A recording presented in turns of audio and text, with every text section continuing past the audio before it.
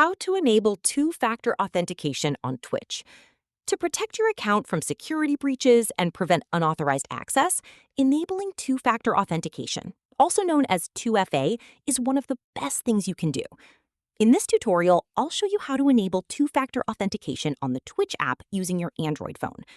First, open the Twitch app and make sure you're signed into your account.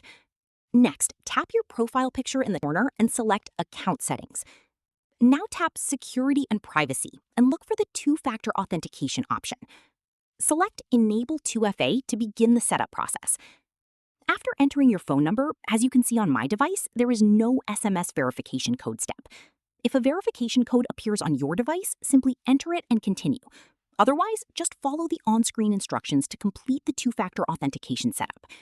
And that's how to enable two-factor authentication on Twitch. If this tutorial helped you, don't forget to like the video and subscribe for more Twitch tips, account security guides, and easy tech tutorials.